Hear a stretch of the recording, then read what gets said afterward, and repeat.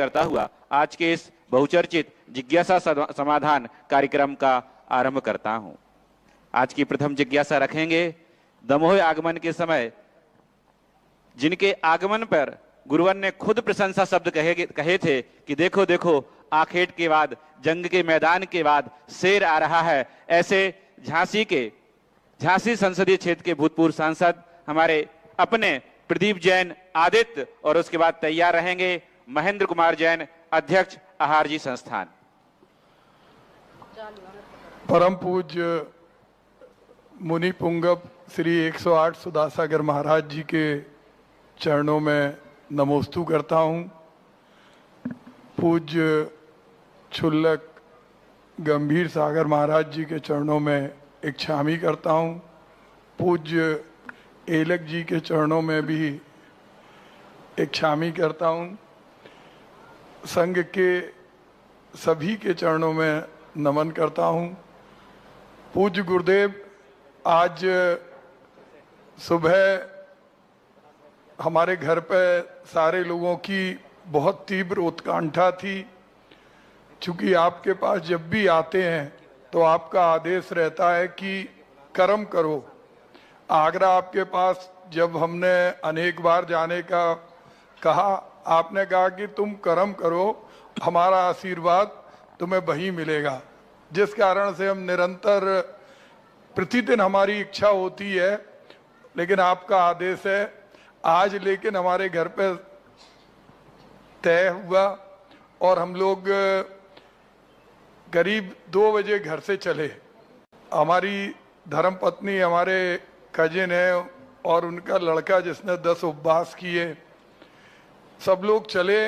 एक ऐसा उपसर्ग आया कि चूंकि हमें लग रहा था कि हम 5:30 बजे आपके पास पहुंच जाए। हमने कमल जी से आग्रह किया था कि गुरुदेव का आशीर्वाद लेना है।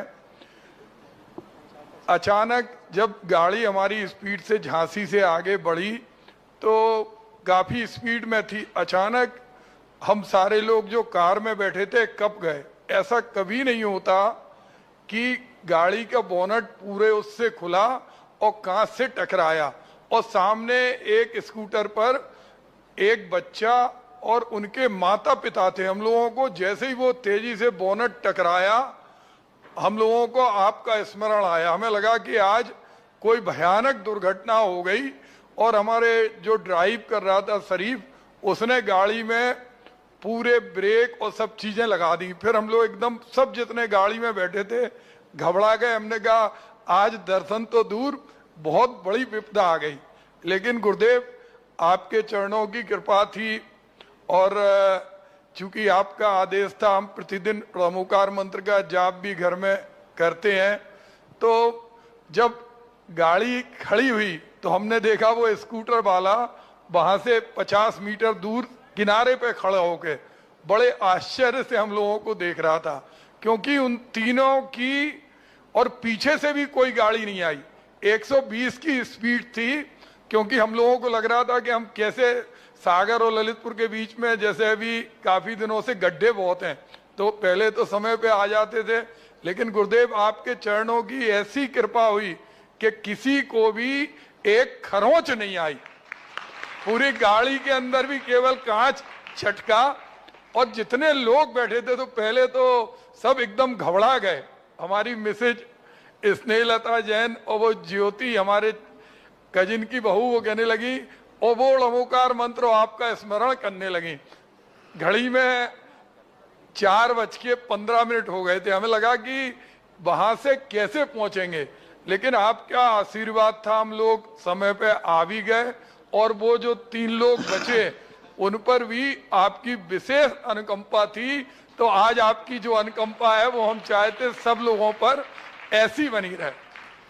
गुरुदेव, आपके स्नेह से, चूंकि जब लोकसभा में हमारा नाम चल रहा था, हम आपके पास आगरा गए थे, आपने स्पष्टता मना किया था। आपने कहा था कि अभी, हमने कहा गुरुदेव हम टिकट मांगने नहीं जा रहे, लेकिन अगर कोई लड़ाए, क्योंकि पिछली बार हमारी सीट 5 लाख वोटों से भारतीय जनता पार्टी के लोग जीते थे, तो आपने कहा टिकट मांगने नहीं जाना, क्योंकि जीतने का मतलब आपने हमें इशारा किया था। हमने कहा गुरुदेव अगर कोई, तो आपने आदेश दिया था कि फिर जो हो हमारा आशीर्वाद रहेगा, फिर तुम्हें लड़ना ही पड़ेगा। और गुरुदेव आपका आशीर्वाद है, चुनाव भले ही हम हार गए, लेकिन आपके चरणों की कृपा से लोगों में स्नेह है और लोगों के बीच में हम काम कर रहे हो। ये आपके वो वाक्य, क्योंकि आपने पहले ही मना किया था, लेकिन चूंकि हमने जब आपको ये बताया तो आपका पूरा आशीर्वाद था, जिससे हम लोगों को बेरोक टोक चुनाव हुआ। गुरुदेव हमारी एक, उसके बाद हम लोग श्रवण बेलगोला गए थे गुरुदेव, तो वहां पर कुसमांडनी देवी की मूर्ति, हम चंद्र पर्वत पे गए तो हम उनके बारे में जानना चाहते, क्योंकि चंद्रगुप्त मौर्य ने जहां से संन्यास लिया या जिन स्थानों पर भगवान की प्रतिमा है वहां कुसमांडनी देवी जरूर है और उनकी आरती होती है। तो मैं उनके बारे में आपसे जानना चाहता हूं कि कुसमांडनी देवी कौन है और उनकी अनुष्ठान किस तरह से जो श्रवण बेलगोला में होता है उस तरह से। हाँ चल ठीक है।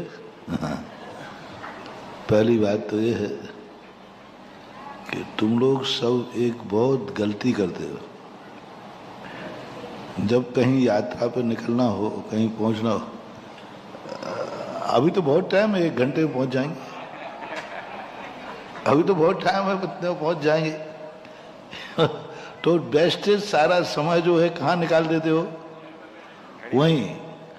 और फिर रास्ते में गाड़ी चलती हो, फिर गाड़ी की स्पीड बढ़ाते हो। आप गाड़ी की स्पीड बढ़ाने की अपेक्षा आध घंटे पहले चल दो तो वो 120 के स्थान पर 80 रह जाएगी, 100 रह जाएगी। टाइम है, ऐसी बात नहीं है, लेकिन चला कर लेट चलोगे। अभी तो टाइम है, चलते हैं चलते हैं चलते हैं। और फिर ड्राइवर से कहोगे भाई तू इतने बजे तक मुझे पहुंचा।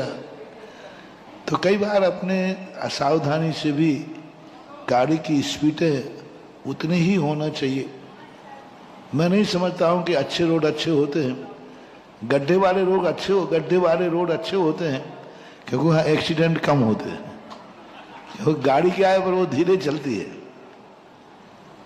फिर भी सावधानी हमेशा बरतना चाहिए, क्योंकि ये चीज़ें ऐसी हैं जो किसी के हाथ में नहीं रहती। और गाड़ी को उतनी ही स्पीड देना चाहिए जितने पे अपन कंट्रोल कर सकें। दूसरा, देवियों का जो पूजन पाठ की परंपराएं हैं, क्या हुआ, ये राजतंत्र हुआ।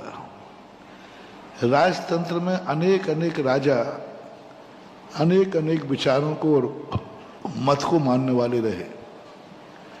तो उन राजाओं के अनुसार कई बार परिवर्तन करना पड़ता है।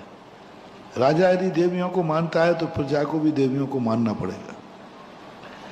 राजा यदि देवी की स्थापना करता है तो करना ही पड़ेगा। तो दक्षिण भारत के अंदर ऐसे कुछ स्थितियां बनी जिनमें देवी देवताओं की मुख्यता होने लगी। वीतराग भगवान की उतनी उपासना करने वाले राजा नहीं रहे। वीतराग भगवान की पूजा करने वाले राजा महाराजाओं की कमी हो गई और देवी देवताओं की पूजा करने वाले राजाओं का बाहुल्य हो गया। तो उनके साथ कंप्रोमाइज करने के लिए, राजा को खुश करने के लिए सभी संप्रदाय वालों ने कोई ना कोई उस राजा के अनुकरण के लिए अपने मत को भी उस तरफ मोड़ने का प्रयास किया।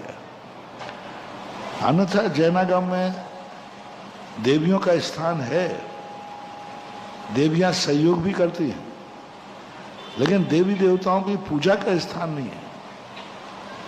किसी भी शास्त्र में कहीं भी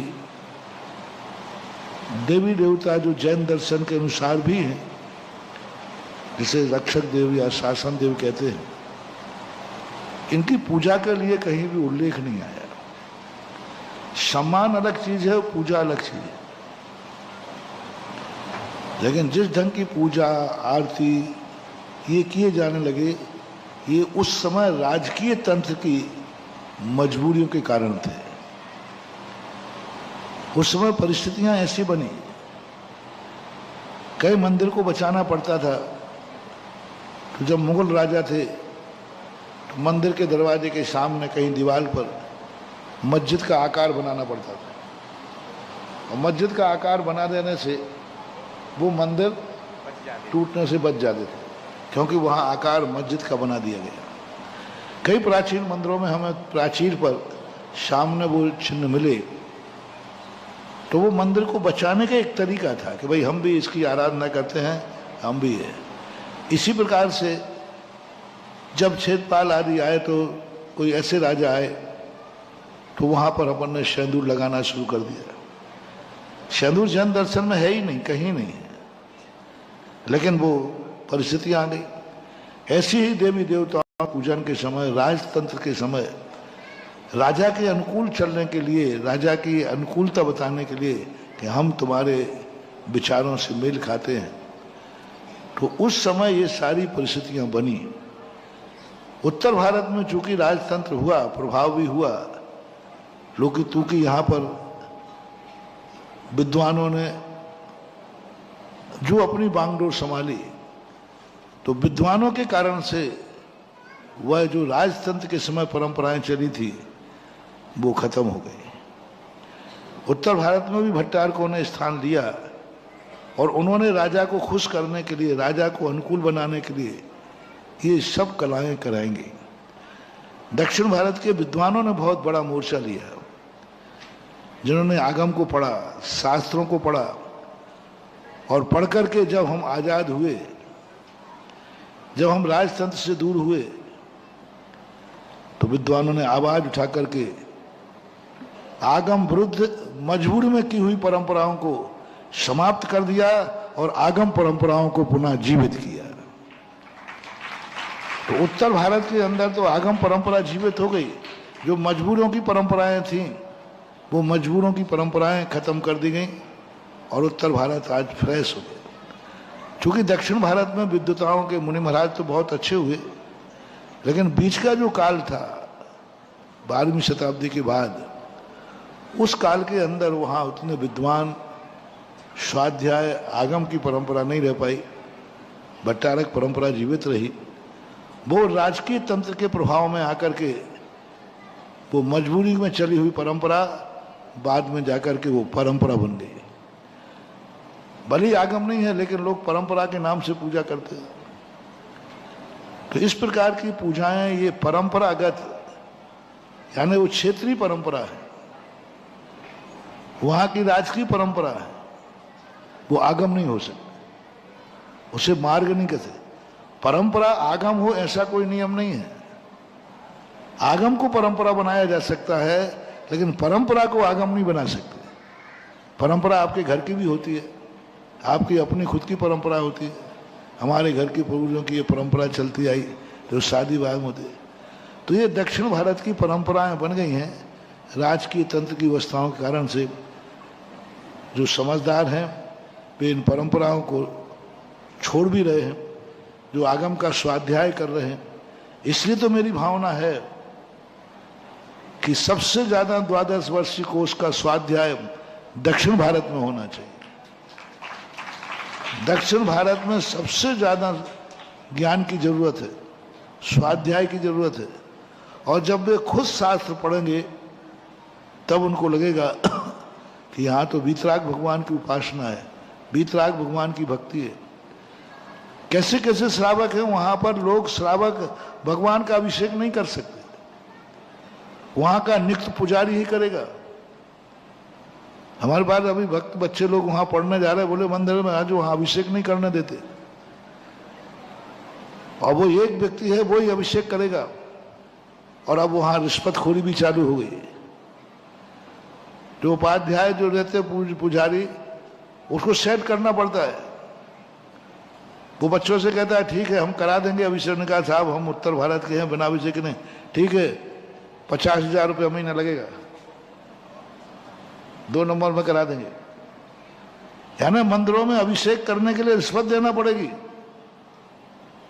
और पुजारी को जो अभिषेक करता है। तो ये बातें जो हुई हैं, ये सब बातें मजबूरी के समय हुई। जिस दिन दक्षिण भारत में स्वाध्याय शुरू हो जाएगा, कुंद कुंद के आगम के ग्रंथों का अध्ययन होगा, उस दिन वहां के लोग भी इस पर विचार करेंगे और देवी देवताओं के अंदर के को छोड़ करके देवादि देव, परम देव, जिनेन्द्र देव की पूजा चालू कर देंगे। जिज्ञासा इसलिए परंपरागत मान्यताओं को, वहां की क्षेत्रीय परंपरागत मान्यताएं मानना चाहिए, उसको आगम नहीं मानना चाहिए। दूसरे क्षेत्रों में उनकी प्रभावना या उनकी वातावरण को नहीं फैलाना चाहिए। गुरुदेव, एक जिज्ञासा ये है, इतने लोगों की आज जान बची आपके आशीर्वाद से, तो हम लोगों को क्या करना? आज मतलब ऐसा लग रहा था कि कई लोग खत्म हो जाएंगे, क्योंकि वो बिल्कुल सामने एक चमत्कार की तरह हुआ और हम लोग भी बिल्कुल पीछे 6 लोग बैठे थे। तो उसके लिए अब क्या करना चाहिए? अब बस जब साक्षात यमराज दिख ही गए हैं और असली में क्या था कि वहां ऊपर सीटें खाली नहीं थी। उन्होंने कहा, प्रदीप जी तुम यहाँ आगे क्या करोगे, अभी तुम्हारी वही जरूरत है, वहीं रहो और थोड़ा बहुत जो भी चल रहा है सामाजिक, पारिवारिक, राजनीतिक, इन सब में अपने अपने पुण्य की भागीदारी करो, यही है। और ऐसे दृश्यों से हमेशा वैराग्य भाव सीखना चाहिए कि देखो जिंदगी कितनी, एक क्षण में जिंदगी का क्या से क्या हो जाए कुछ नहीं कह सकते। तो अपने परिणामों में जब विभिन्न प्रकार की आकुल व्याकुलताएं आवे, जब परिणाम बहुत आकुल व्याकुल हो, तब ऐसे दृश्यों को स्मृति में रखने से परिणामों में शांति मिल जाती है। नमस्ते गुरुदेव। हम निवेदन करेंगे